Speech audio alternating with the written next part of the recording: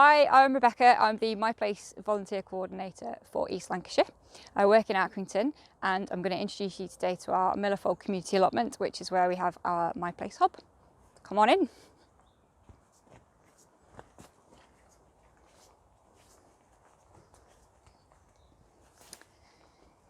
So the whole allotment was created in about 2010 with various pots of funding and was really well used, and then gradually over the years people moved away and some of the allotments became overgrown.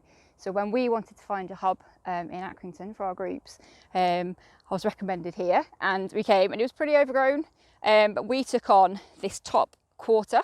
So the first quarter as you come in, which I thought would be a nice entrance for future allotment holders, and we've taken this on, and over the last couple of years we've done various bits to it, some working periods, sometimes off with various situations, and now we're back into it and starting at the growing season and getting things going again.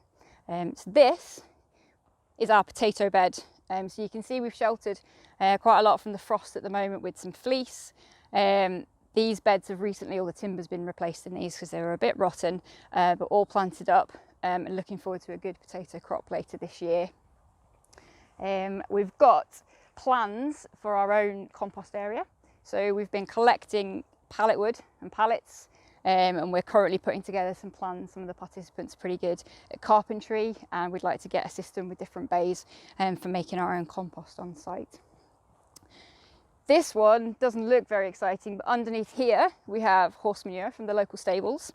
So a very kind stable owner just down the road dropped us off a couple of dumper trucks full of horse manure, and we're just storing what's left of it here for now. Some of it's gone on the beds, which has been nicely tidied up. Here we've got Carol working in our strawberry bed. So the strawberry bed had become quite overgrown recently, so we've covered it over with weed suppressant, and the strawberry plants have got their own little holes to try and keep the weeds at bay. So Carol's doing a good job trying to get rid of the creeping buttercup at the moment. Well done. And then this one here is our pea bed. So you can see there's horse manure in here. We're going to do another row of beans at the back as well. These are peas that some of our current Myplace participants sowed at home and got them going and then brought them out. I think they've been planted about 3 weeks now. So we're looking forward to a good pea crop. But yeah.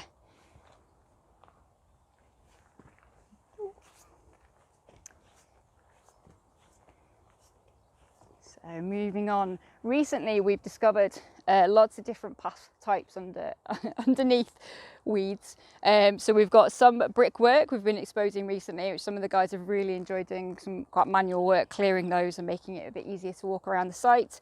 And then we've got wood chipping to act as a weed suppressant as well, just making the site nice and easy for us all to walk around. But it's also quite nice because there's lots of different textures and sounds and things, so when we're having some quite mindful time, you can kind of do sensory walks as well around the site, which is really nice.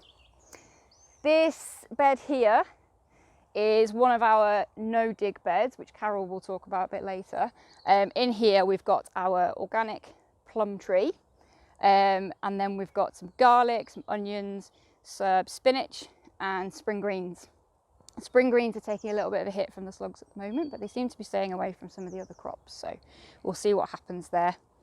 And you can see kind of the centrepiece of our site is our shelter. So when we got funding again to work on this site about a year ago, one of the things we wanted was a shelter. Because it's quite an exposed site, we often get some weather, some Accrington weather, a lot of rain, and it would be nice to still be outside. The plants need the rain, but sometimes we need to be dry. But also in summer, there wasn't a lot of shade other than the polytunnels, which get really warm. So we've had this created, and we are going to make a green roof on top of there. We're just getting the plants for that. But it's already, it's been finished at this stage about 2 weeks. It's already earned its place. We've had hail today, but also this morning we were sheltering under there because we needed some shade. So yeah, it's doing its job really well. These are our dig beds.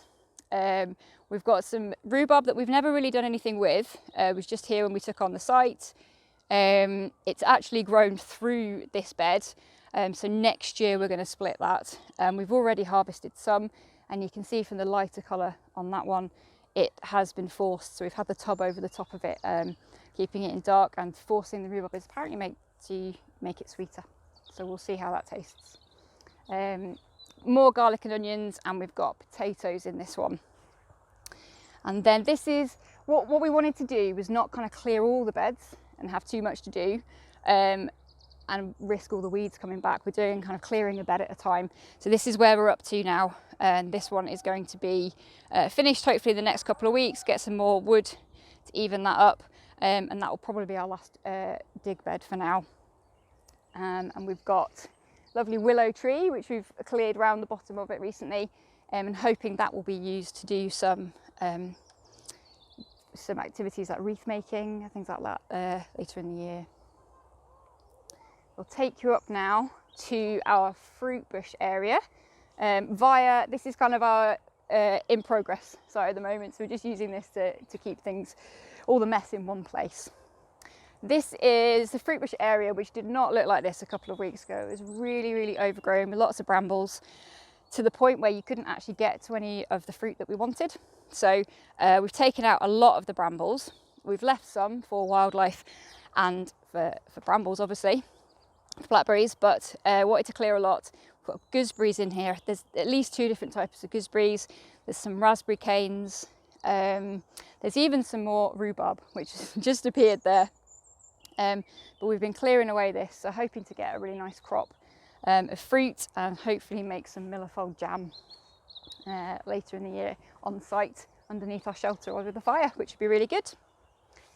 We cleared the bottom to make a couple of footpaths through, so you can now get to all the fruit bushes.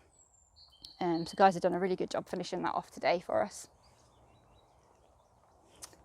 So we've left some of the brash around to make some habitat piles, and this kind of square bit, this is our wildlife area. So obviously, as well as food growing, we want to do things in a really nice wildlife friendly way. So we've got habitat piles, we've got a pond, we've got a mini beast hotel, which could take another couple of floors. So we filled those gradually with various things for bees, beetles, spiders, all that kind of stuff. I think we're going to put at least another layer and maybe a roof on it with some plants on top of there. And then we've got a hibernaculum. You can just see the back of the sign there. So kind of network of tunnels and holes for frogs and newts. And yeah, this bit's a little bit wild. We have sowed some wildflowers, but we've also kind of left the dandelions and the docks to be our nature wild space. Got the bird table as well, which is nicely positioned so that you can see the birds while we're having our brew and chat. And then just from here you can see the top of the shelter. Looks a bit higgledy-piggledy. All that stuff is just holding down the carpet at the moment, so for when the soil and then the green roof is going to go on top of there, so it's just keeping it nice and secure for now.